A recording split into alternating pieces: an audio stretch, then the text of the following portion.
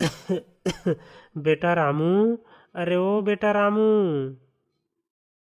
हाँ पिताजी, आपने मुझे बुलाया, क्या हुआ? बेटा रामू, अब मेरा समय आ गया है जाने का। इसीलिए मैं तुम्हें कुछ बताना चाहता हूँ। अरे पिताजी, ऐसा मत कहिए। आपको कुछ नहीं होगा पिताजी, चलिए मैं आपके लिए दवाई ले आता हूँ। बेटा, अब मुझे किसी दवाई की ज़रूरत नहीं है। मैं जो कह रहा हूँ उसे ध्यान से सुनो।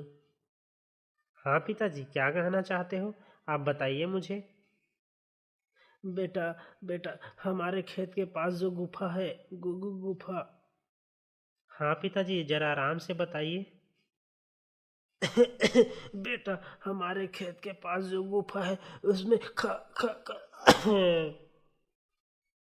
पिताजी, आप क्या कहना चाहते थे? वो भी नहीं कह पाए। पिताजी हमें छोड़कर चले गए। पिताजी। आखिरकार रामू के पिताजी क्या कहना चाहते थे?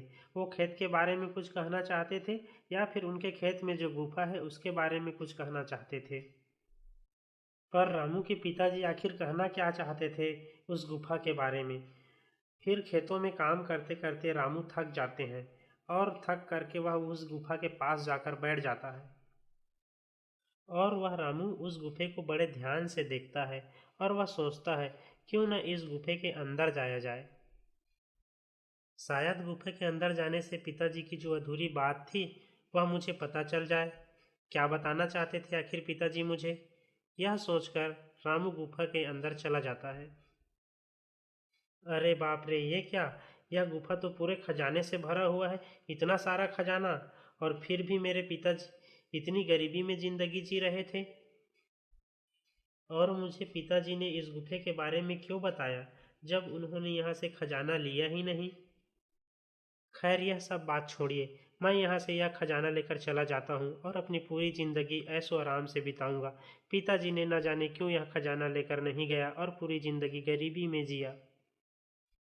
रामू तुरंत उस गुफा से खजाना लेकर के बाहर आ जाता है। लेकिन वह जब बाहर आता है तो देखता है कि उसका हाथों से खजाना गायब हो जाता है। यह देखकर रामू दुखी हो जाता है और वह भगवान से कहता है, हे भगवान, ये कैसी विडंबना है!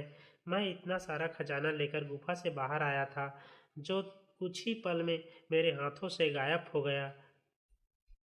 अब रामू समझ चुका था कि उनके पिताजी गरीबी में जिंदगी क्यों बिताए, क्योंकि गुफे के खजाना गुफा से बाहर आते ही गायब हो जाता था और वह अपने किस्मत को कोसते हुए वहां से घर चला जाता है।